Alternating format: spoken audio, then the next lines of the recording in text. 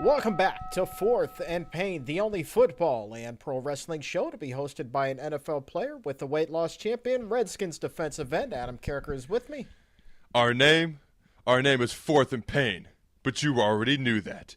And we will be the greatest radio show with a YouTube channel on earth, because that is our destiny. Que bueno, Senor Del Rio. I like that. You're going with the old school Alberto Del Rio there. He's wrestling a Battleground this week, but we'll get to that in a second. This is Fourth and Pain. Be sure to give the show a follow at Fourth and Pain, where we tweet out new content each and every weekday, 1 p.m. Eastern. Adam, the family segment here, our opportunity to answer fan questions.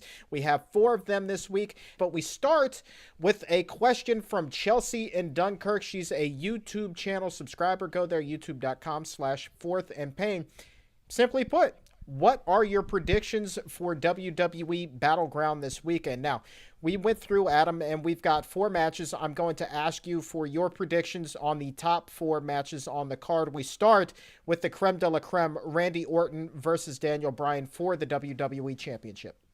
Part of me thinks they're going to keep pushing Daniel Bryan by keeping him down, but at some point you got to stop pissing off the fans and give them their money's worth. I think Daniel Bryan breaks through this week. What about yourself? I agree. If Randy Orton wins, WWE fans will riot. The fact of the matter is this angle has gone on entirely too long, and they're not going to shortchange him out of and don't you dare follow that up with a joke. They aren't going to shortchange him out of a title for a third pay-per-view in a row. Matter of fact, the last pay-per-view, Adam, fans actually wrote to their cable companies and complained that they were so upset by the finish they wanted a refund because they felt gypped. And you know what? They got that refund.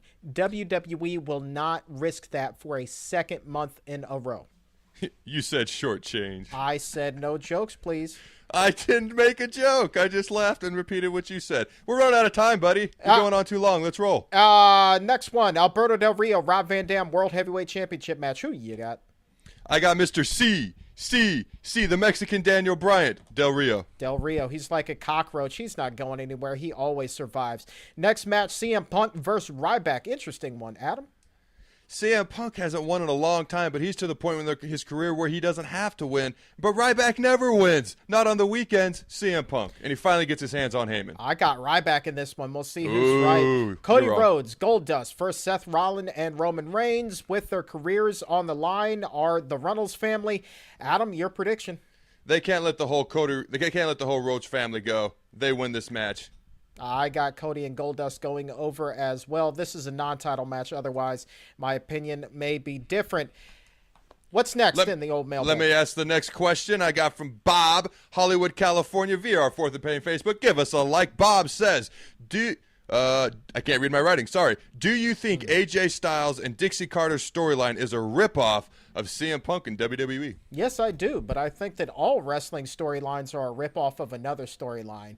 Everything. But this one's so blatant. It's so blatant. So is Aces and Eights compared to NWO. So is the intro on Monday Night Raw with the intro on TNA Impact, dude. Everything is a ripoff. The bottom line is there is no sort of originality to professional wrestling at the moment. Everything is kind of ripped and recycled. I agree a lot. No, a lot of things are recycled. My issue is this is so blatant. A couple years ago, WWE frequently rips off TNA, but not enough people watch TNA, and I think it's a good company.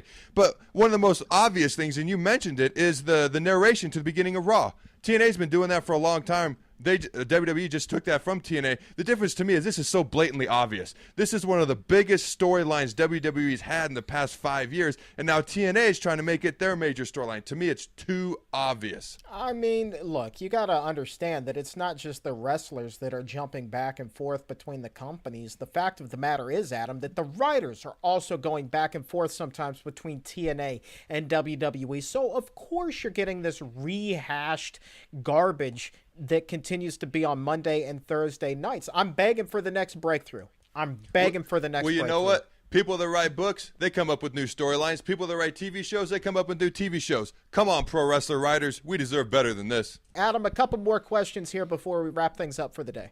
Let's do it. Ron from Springfield, Illinois, fourthandpain.com. Ask a weight loss section. Ask me a question on the Ask an NFL Player section on fourthandpain.com. He says, I don't have a lot of time to get to the gym. I'm working 2 jobs like a mofo, but I'm tired of being fat.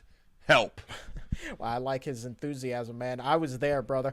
Here's what you need to do, man. You just need to get in what you can.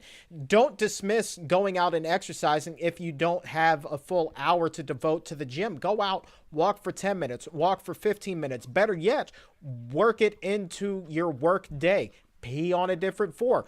Park in the last parking space available. Make sure that you just get up and walk around from time to time. You'll find that you're burning calories naturally that way, and then becoming, you won't feel so bad about not having that full hour, 2 hours to devote to the gym every single day. The bottom line is do what you can, and you will be okay. Final question, Adam. You know what I took out of that? You said pee on a different floor. Personally, I like to just pee on the floor I'm standing on. Anyways, go ahead. You know what I mean, you idiot. I didn't for a second. Final question comes from Stan in North Platte, Nebraska. Obviously a Husker fan. And yes, he has hit us up on Twitter at Fourth and Pain. I'm a Husker in waiting. You said the most overlooked lift for a D lineman is the fly. So what is the proper way to do it? The proper way to do it, if you're just trying to get big chest, this is not the proper way to do it. For a defensive lineman, it's about stretching the pecs all the way out. So you want to do about 8, 10 to 12 reps. Stretch it out. Get that flexibility. So when you do the club, you can reach way back.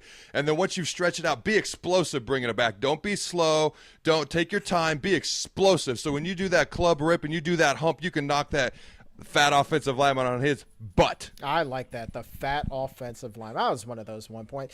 We are fresh out of time. Thank you so very much for believing in our weirdness. On behalf of the largest arms on the D-line, my lovely bride, Adam Carriker, and the weight loss champion himself, thank you for being a part of the Fourth and Pain family. And now, words of wisdom with Adam Carriker. I wonder how police on bikes arrest people.